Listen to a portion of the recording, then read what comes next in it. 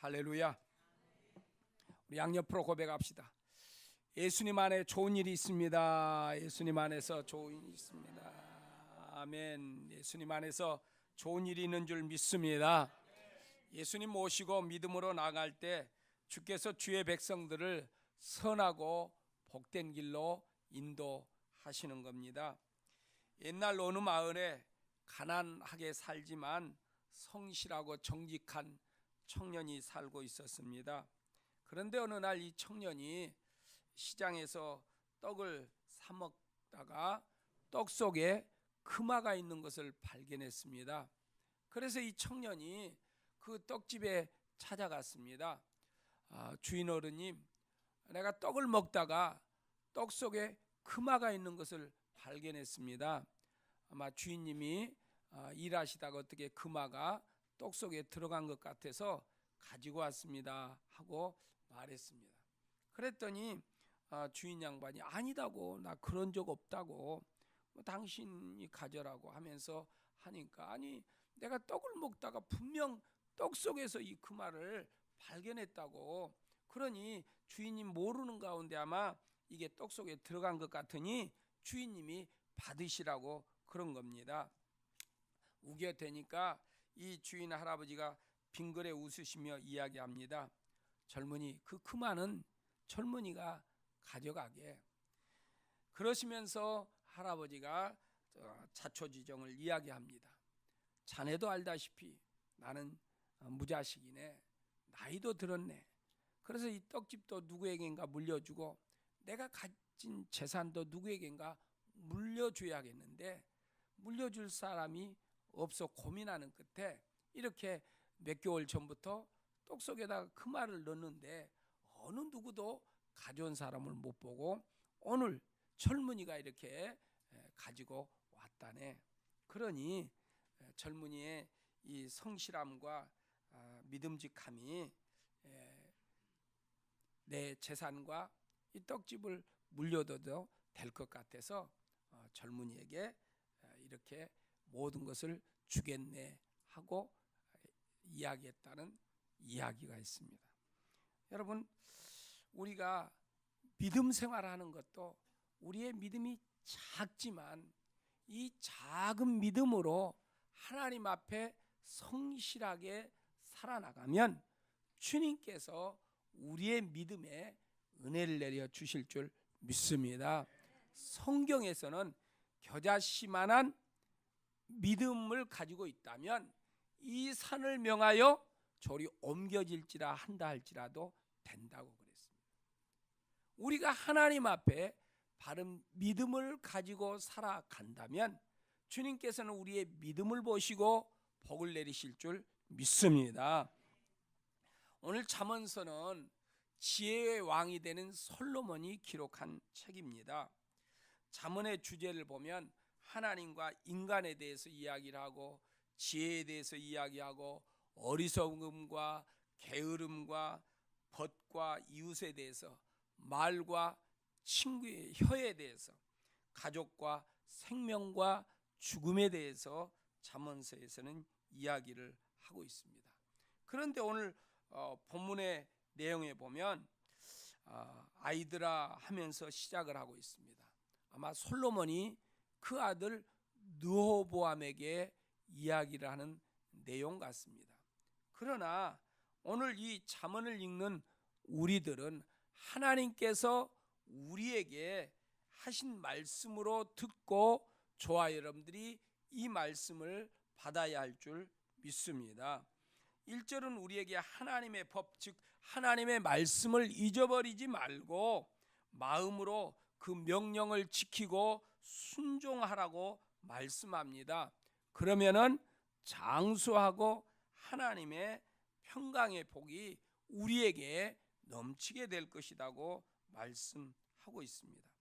이런 형식으로 계속 하나님의 말씀에 순종하라, 그리하면 복을 주겠다, 말씀에 순종하라, 순종하라고 본문의 내용이 계속 거듭거듭 이야기하고 있습니다. 그런데 솔로몬이 언제적 사람입니까? 지금으로부터 3000년 전의 사람입니다. 그 당시 때는 지금처럼 과학이 발달하지도 않았습니다. 산업사회도 아닙니다. 농경사회입니다. 농경사회의 특징이 뭡니까? 인간의 삶이 오직 자연에 의해서 결정된다는 것입니다. 비가 와야 할 때 비가 오고 오지 않아야 할 때 오지 않아야 합니다. 비가 오지 않아야 할 때 비가 많이 온다면 뿌린 작물을 제대로 수확할 수가 없게 되는 것입니다. 그리고 전쟁이나 천재 지병 같은 일들이 일어나지 않아야 태평성대하게 살아가는 것입니다. 그러다 보니까 당시의 인간들은 자연히 하늘을 바라보며 살게 된 것입니다. 그 결과 하늘의 하나님이 생사화복을 주관하신다는 자연스러운 신관이 형성되게 되었습니다.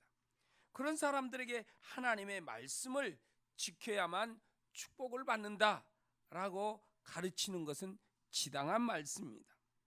그리고 하나님의 말씀에 순종하라는 말씀은 당연한 말씀이고 그것이 곧 내가 복을 받는 비결이라고 믿은 것입니다.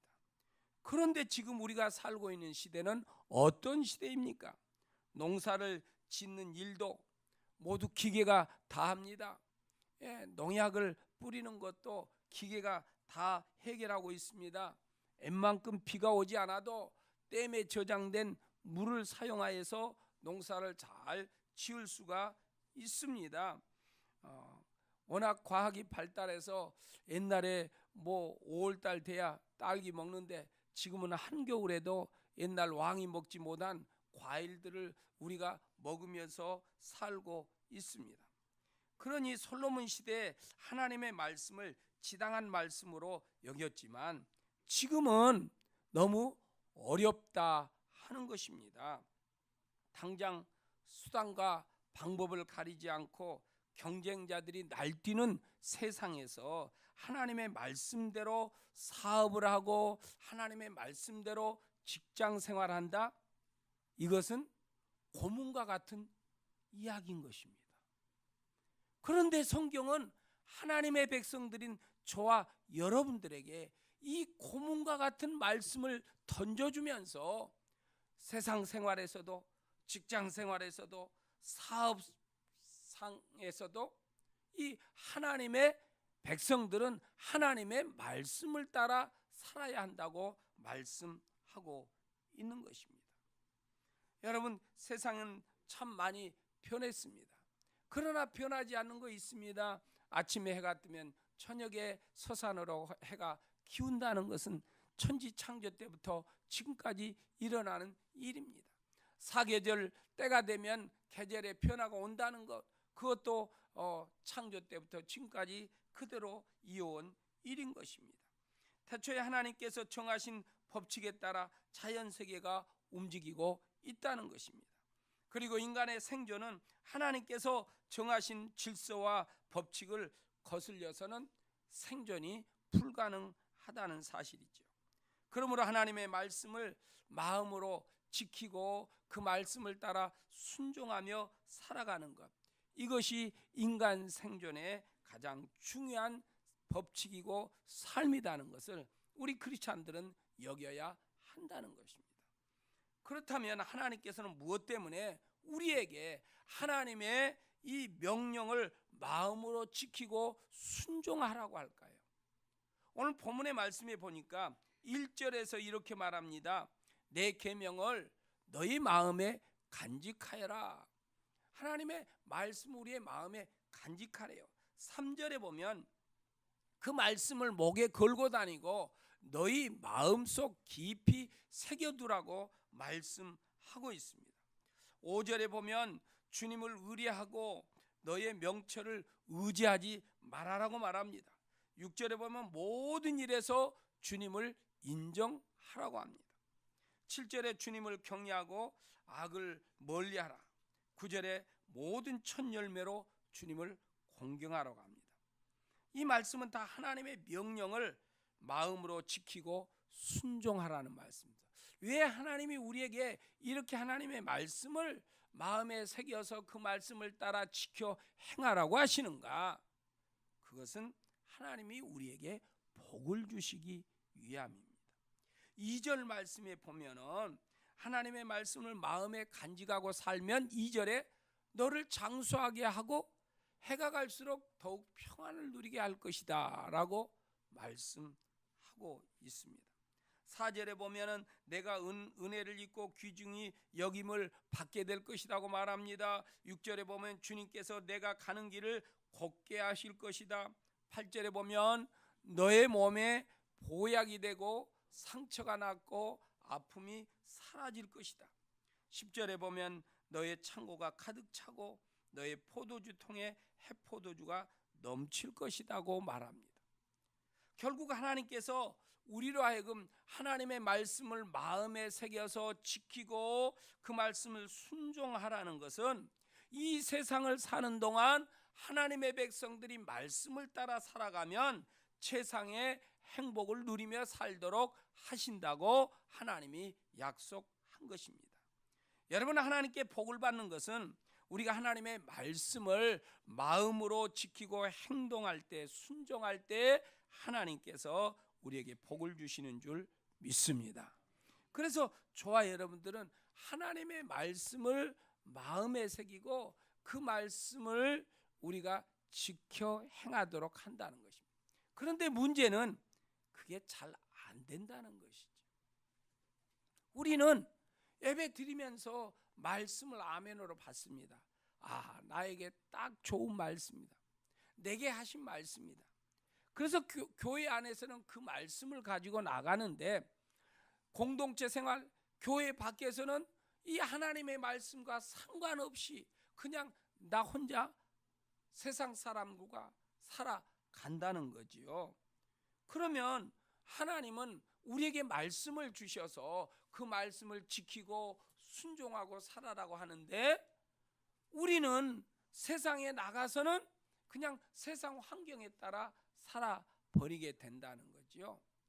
그래서 주님께서 주시는 그 최상의 행복은 그냥 성경 이야기 같고 우리하고는 상관이 없는 것처럼 여겨질 때가 많이 있습니다.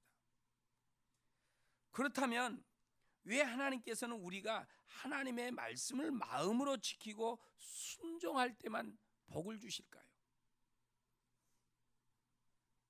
그것은 하나님의 통치의 법칙이라는 겁니다.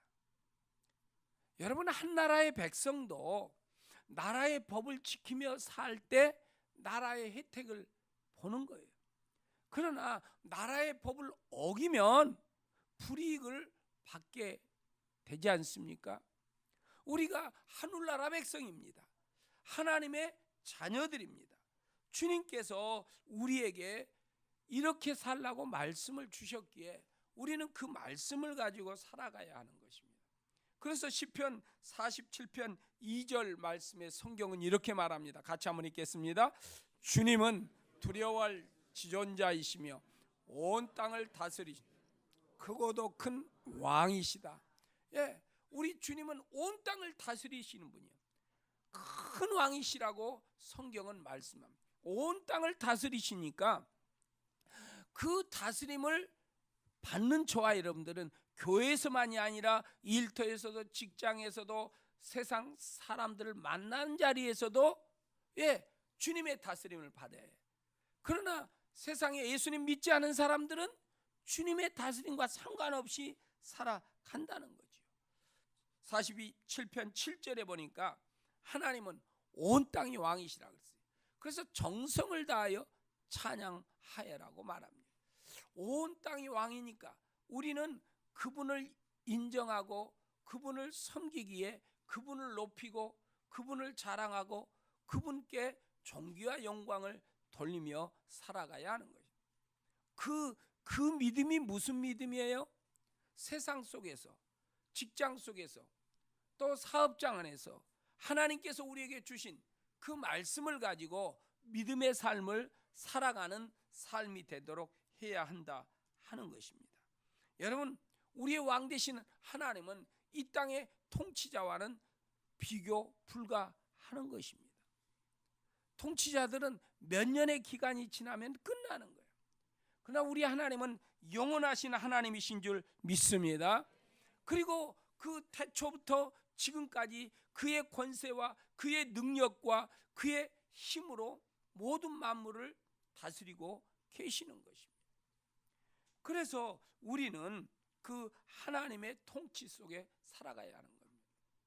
하나님께서 우리를 구원하여 영생을 주시고자 그 독생자 예수 그리스도를 나의 죄값을 대신하여 십자가에 내어 주신 것입니다.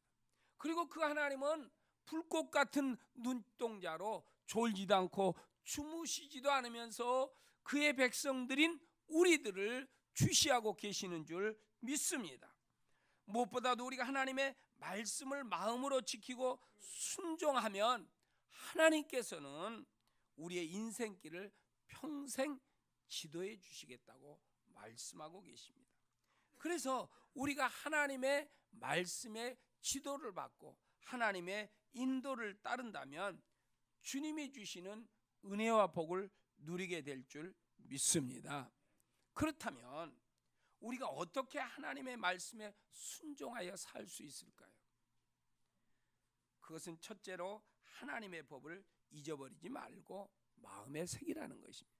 여러분, 연초에 우리가 하나님께 받은 말씀이 있습니다. 그 말씀을 우리는 되새겨야 해요.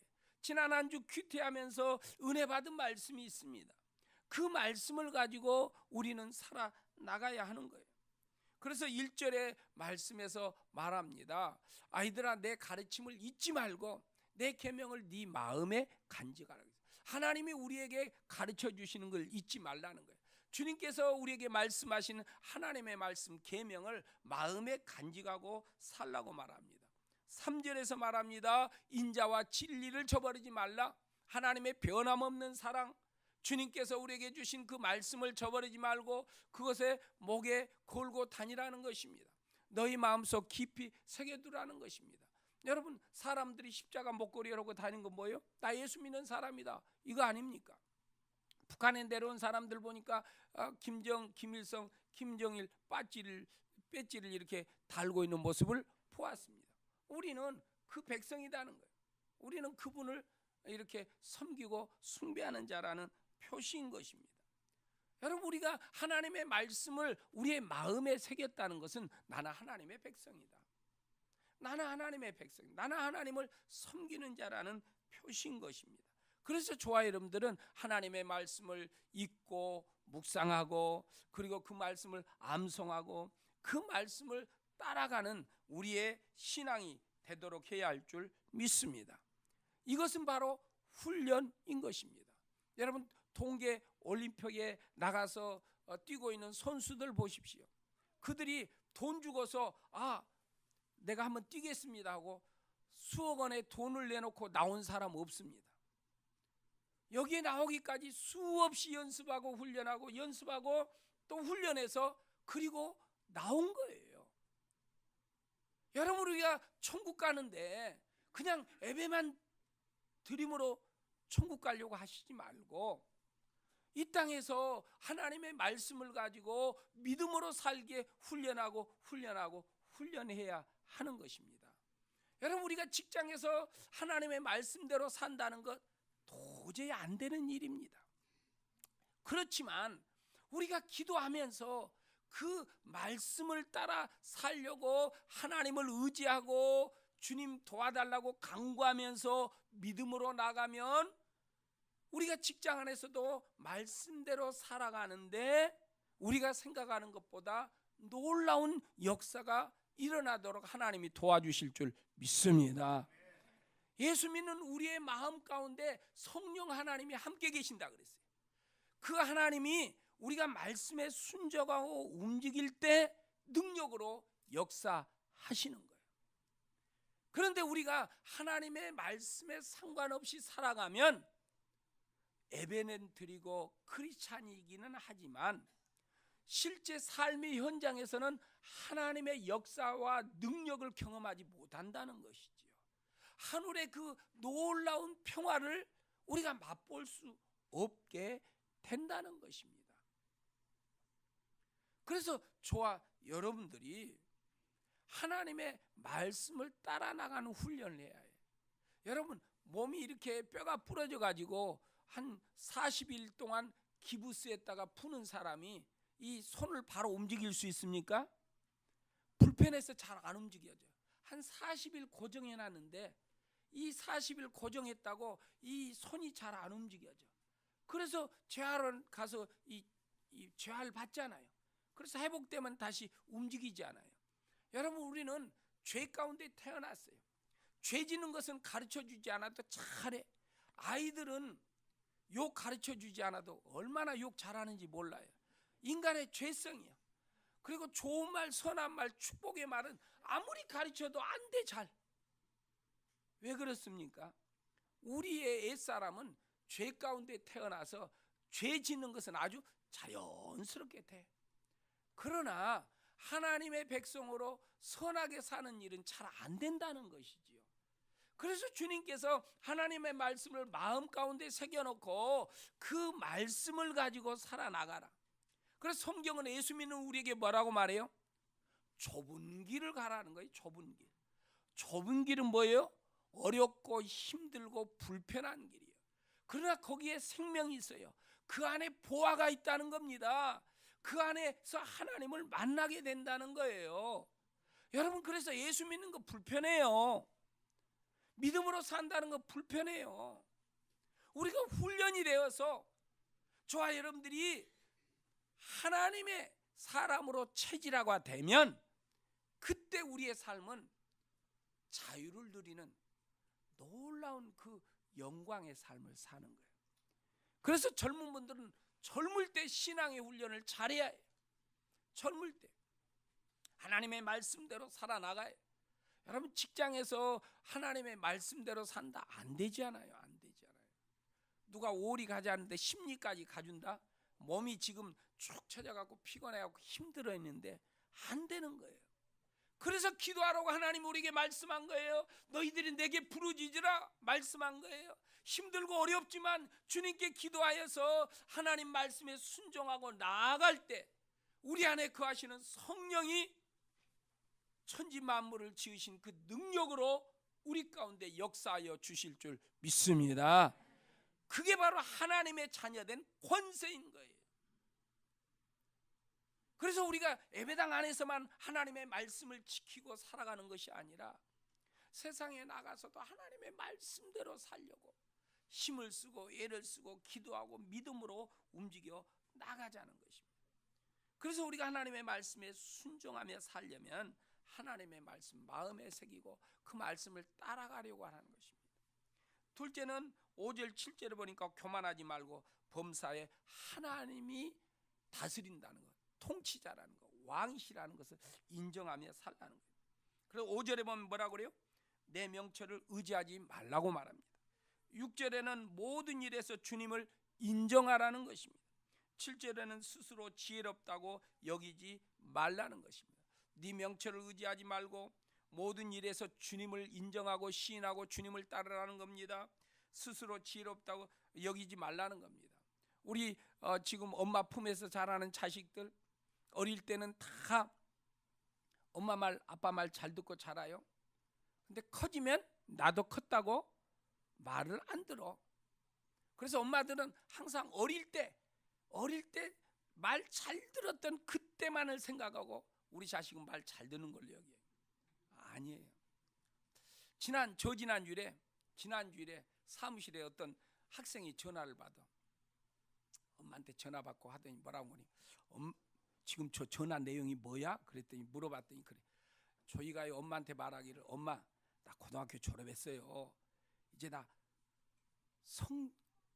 성숙했어요. 그러니 그 말은 이제 하지 마십시오. 내가 이제 자랐으니까 내가 알아서 판단하고 해나갈 겁니다. 이런 내용으로 전화를 받았다는 거예요. 내가 컸으니까 이제 엄마 그것은 말씀하지 마십시오. 내가 알아서 잘 할 것입니다. 그렇게 전화를 받았다는 거예요. 여러분 영적으로 한번 비교해 보십시오. 우리 성도들도 그래. 신앙생활을 조금 하고 나면은 내가 신앙생활을 이 정도 했기 때문에 하나님 이제 나 타치하지 마십시오. 내가 알아서 잘 살게요. 그러면서 신앙생활하는 성도들도 많이 있어요. 아닙니다. 우리는 내가 알아서 잘 살 수 있는 존재가 아니에요. 우리는 천국 갈 때까지 하나님의 말씀의 통치를 받아야 할 줄 믿습니다. 왜냐하면 온수 마귀가 우리를 하나님의 복을 받고 하나님의 영광을 드러내며 살도록 만들지 않는다는 거예요. 마귀라는 놈이 세상 따라 살아가도록 우리를 자꾸 유혹하고 불러낸다는 거예요. 그래서 우리가 우리 스스로 가만두면 목장에서 목자님 나 알아서 잘할 테니까 가만두면 믿음이 자라는 게 아니라 마귀의 밥이 되는 거예요. 성도님들도 목사님 간두세요. 내가 알아서 할 테니까 그렇게 말하는 분들 계셔. 관두면 마귀의 밥이 되는 거예요. 여러분 우리는 힘이 없어요. 하나님이 우리를 도와주셔야 믿음의 사람으로 사는 거예요. 천국 백성으로 사는 거예요. 그래서 우리 젊은 분들은 어른들의 훈계와 부모의 훈계를 가볍게 여기지 말아야 합니다. 왜요? 우리 어른들이나 부모들은요 쓰디쓴 인생의 경험을 한 거예요. 쓴맛을 다 본 거예요. 값비싼 교훈, 아주 이 교훈을 얻기 위해서 값비싼 대가를 치른 거예요. 그래서 어른들의 교훈을 우리가 가볍게 넘겨서는 아니 되는 것입니다.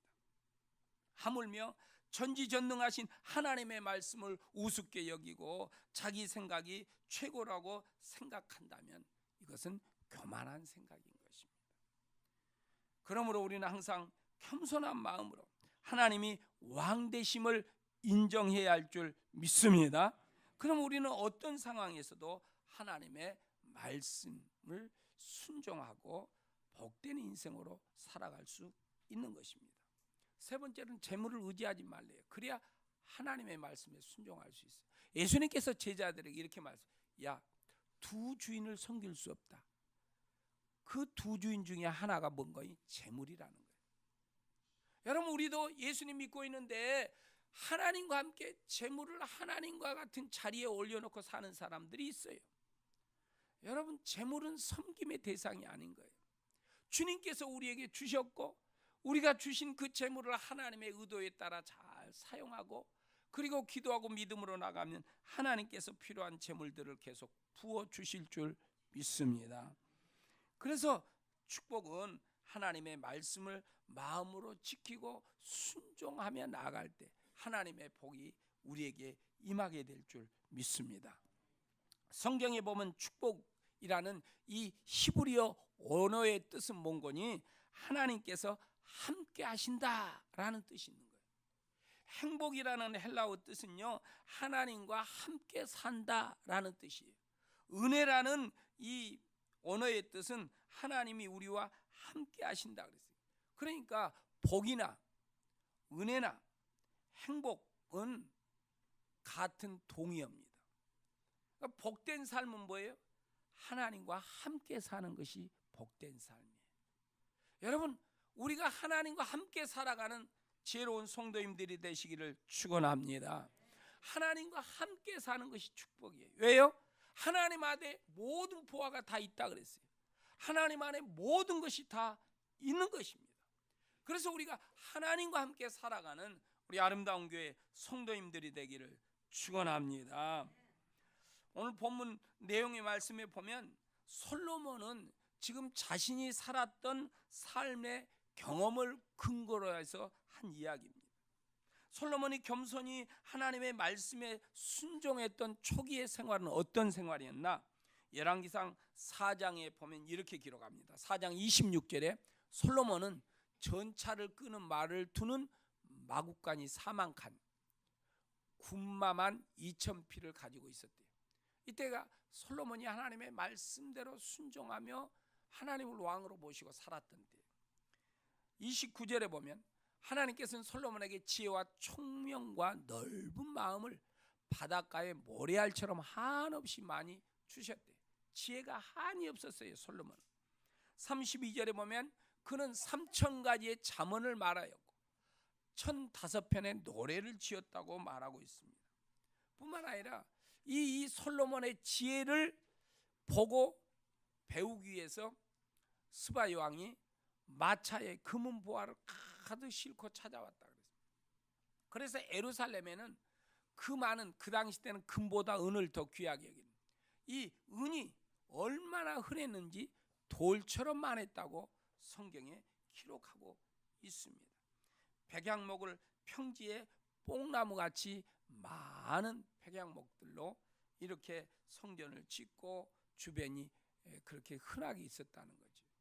솔로몬이 하나님의 말씀을 가지고 순종하며 살아갈 때 그는 지혜로운 자로 하나님이 주신 복을 가지고 살았는데, 그가 이방 여인들을 아내로 받아들였어요.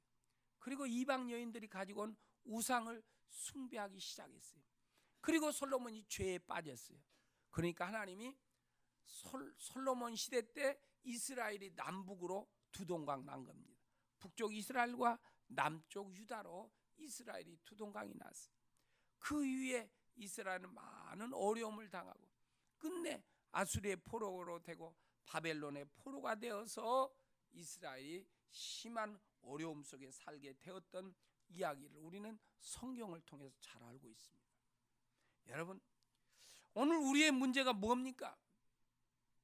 우리의 삶에 뭔가 문제가 찾아와서 힘을 써서 그 문제를 해결하고 나면 또 다른 문제가 딱 대기하고 있어요.